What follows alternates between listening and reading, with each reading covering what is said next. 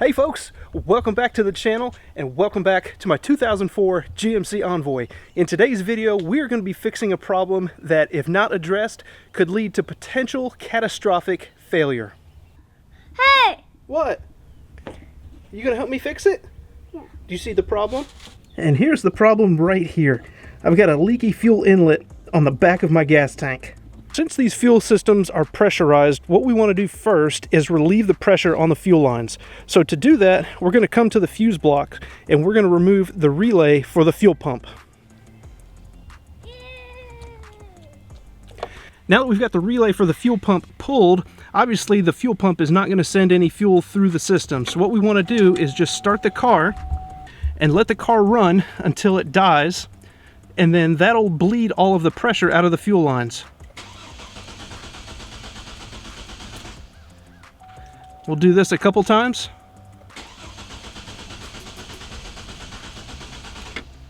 All right, so that should be all we need to relieve all that pressure in the fuel lines. Here we are underneath my car, and on my particular car, my fuel filter is just in front of the gas tank. So as we've already done, we've already relieved the pressure out of the lines, and just as an extra measure, I'm going to go ahead and bleed what's left of the gas in the lines by this little Schrader valve. And to do that, I'm just going to remove the cap.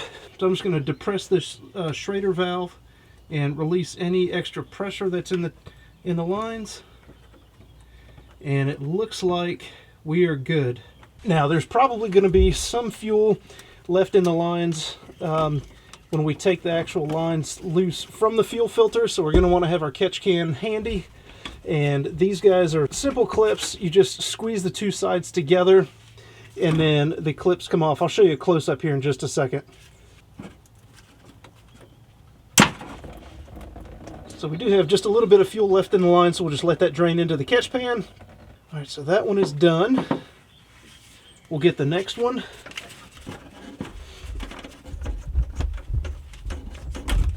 There we go. There's a little bit extra fuel in that line as well. Again, glad I'm wearing my safety glasses. Let me show you guys the fuel filter I'm using to replace my old fuel filter. I'm using a genuine AC Delco, part number GF831. This is what your fuel filter looks like, and these are the clips that I was describing earlier. When the tubing goes over top of this, they just clip into place. And what I was doing, I was just reaching in between, squeezing these two buttons, and then the lines would release. There are two lines that go to the top of the tank that you'll need to remove before you drop the tank. Now that we've unhooked the two fuel lines at the front of the tank, the next step is going to be to remove this crossbar as well as the two straps that actually hold the tank up to the car. So you've got one at the front, and then there's also one right at the back of the tank. Now, it's going to be important, though, that before we take these two straps off, we've got to put a floor jack underneath the tank with a piece of board or something to support the tank, because once you take those straps off, that tank is just going to fall straight down.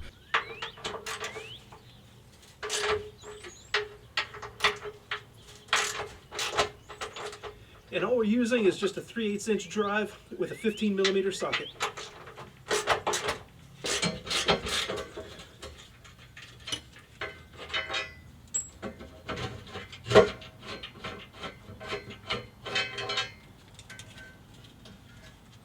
Next thing we got to do is support the gas tank. I've got my floor jack and a piece of 2x6.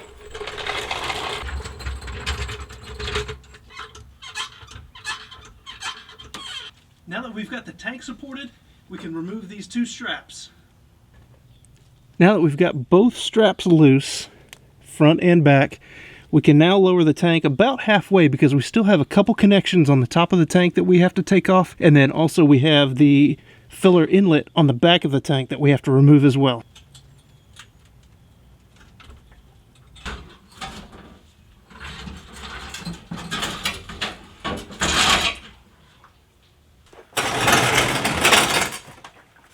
Ooh.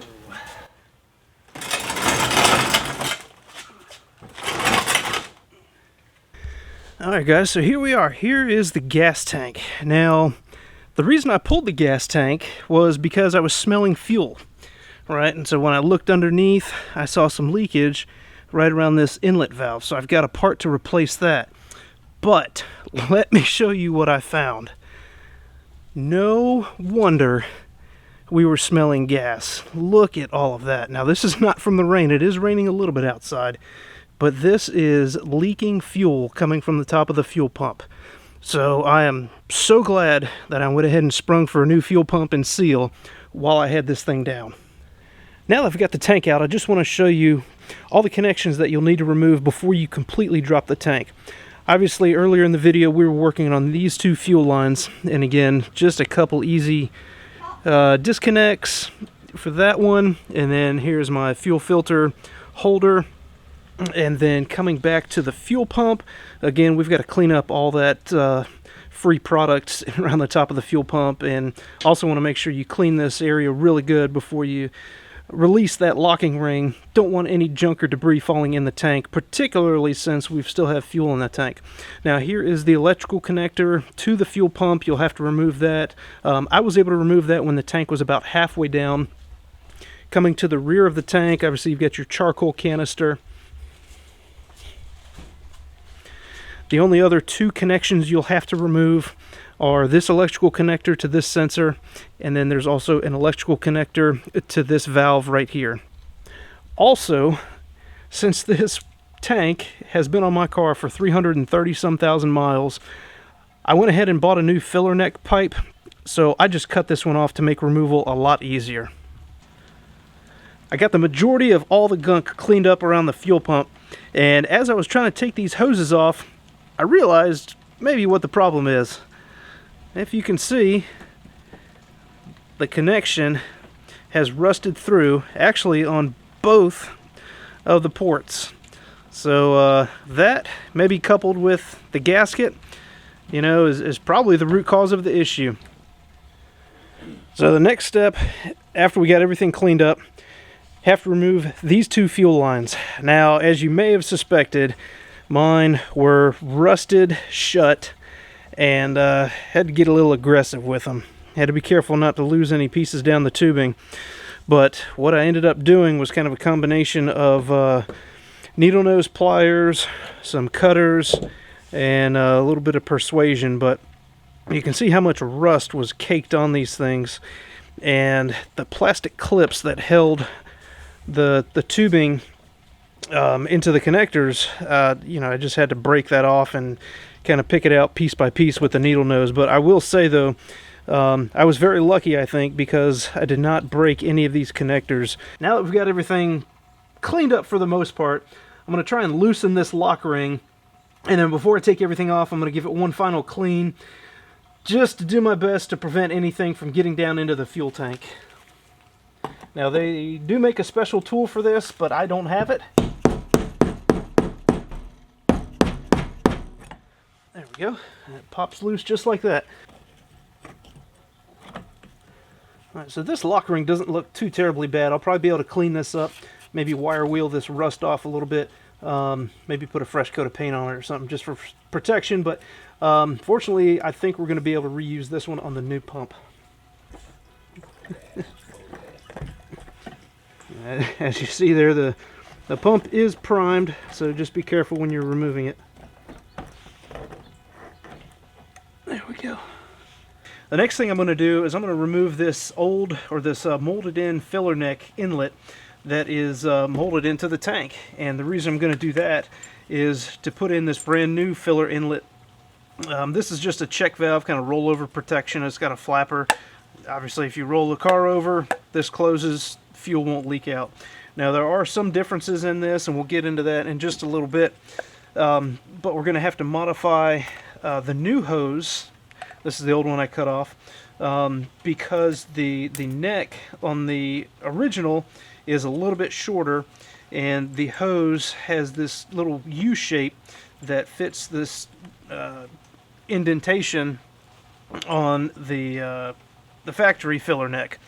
So we're going to have to modify that a little bit. Here we go. After about maybe 10 or 15 minutes of precisely cutting around the base of this filler neck inlet, it comes right out. Maybe?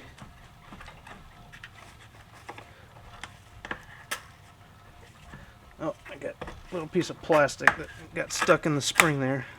Have to be careful I don't lose that down in the tank. But anyway, here is the old filler neck inlet. And you can see it's just got a check valve in there. And again, that is just rollover protection in case the car rolls over. Now, one thing I will say, if you do have issues at the pump, meaning if the gas pump clicks off after 2 seconds of filling, you know, this may very well be part of the problem. If not, this hose, filler neck hose, you know, may be clogged up. And I know you can't really see, but inside of this hose, there's actually a flapper valve. I don't know if you can hear that, but it is about right here where this little hump is. We're going to replace the old filler neck with a new filler neck inlet, and I just have to clean up some of this loose plastic right around here. And this is going to be very important because we don't want to let any plastic fall down in the tank. So do that as carefully as you can. After I got that old filler neck cut out, I wanted to make sure we had a nice flat surface. Now, take my advice for what it is. This is how I did it. By no means is this the gospel, but what I did was I put a plug of, this is actually styrofoam, and I know, styrofoam and gas don't mix, but the gas is down about here, so we're okay. I'm going to take it out. It's only temporary. And then what I did, I had my shop vac running to catch any debris, and then I used a 3-inch diameter 80 grit piece of sandpaper on my drill, and then I just smoothed out this mounting surface, so now everything is flush and smooth. So we'll have a nice mounting surface for the new filler neck inlet. Now, after I've got everything prepped on the front side, or actually the back side of the tank, I'm ready to go ahead and pull everything through. Now, this new check valve inlet actually has to go in through the tank and then up into, basically it's got to go inside out, right? So I've got the wire that came with it tied on. Probably a good idea to actually tie a knot on this thing. Don't just wind it and you know, hopefully it stays on, but double check before you go ahead and drop everything. Now, again, there is a little bit of fuel left in the tank, so fishing this thing through the fuel is, you know, probably would be difficult. So what I've done is I've run my tape measure through just to grab hold of the other end of the wire, and then I'm just going to go ahead and pull that through.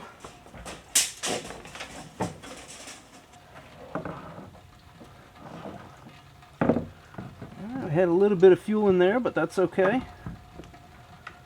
Okay, so we've got that guy locked in like that. Now this is going to be, you got to finesse it a little bit, right? Because you don't want this to fall back down in the tank after all that work you've just done.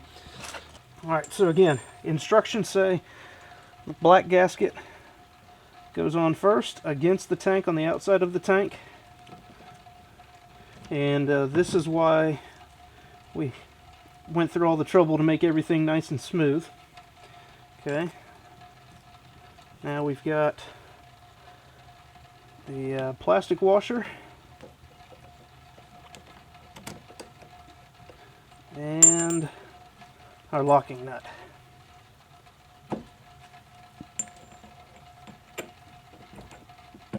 Alright, so I've got that tightened down enough. I can go ahead and let go of the wire, take everything off, and tighten it up. We are almost ready to put the new fuel pump into the tank, but before we do, I just wanted to show you guys a little side-by-side comparison between the old pump and the new pump. So taking a quick look at the old pump, you can see how rusted out these top inlet pipes were, and they were so rusted and the rust was so corroded in the lines that I had to get a little bit aggressive with it. So I did have some casualties just in terms of these hoses and the tubing that came out, and a little collateral damage. The fuel line clips did break. I did have to sacrifice those, but I did go to my local parts store. I picked up 2 new sizes. These are Dorman fuel line clips. You can see the part numbers right there. They are 3/8 and 5/16, so we'll be able to put these new clips into the hoses. But as you can see, I've got a brand new fuel pump. This guy is ready to go. What I am using is a Bosch fuel pump, part number 67415. And then also, as I mentioned earlier, the retaining clip, or the retaining ring, the lock ring for the fuel pump was salvageable. I did clean it up a little bit with a wire wheel, so we'll be able to reuse that. Let's go ahead and get the new fuel pump put in the tank. Firstly, make sure all debris, loose impediments are removed from around the tank, because again, the last thing you want is for any debris to fall down inside the tank.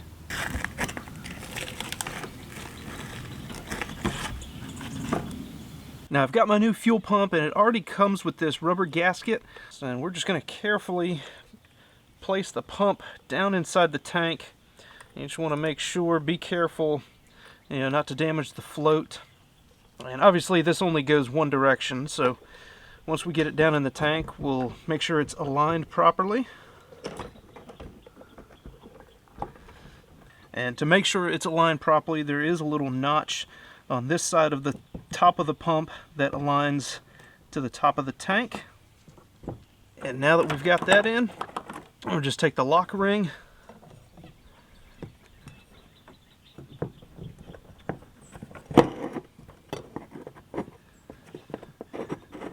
install it, turn it clockwise to lock it down, and we'll be good to go. So we have got everything hooked up now, as far as I know, with the exception of the electrical connector at the pump, at the pressure sensor, as well as at the solenoid back here. But everything else is ready to go, so we're going to go ahead and push the tank underneath the car and get it ready to lift back up in the frame.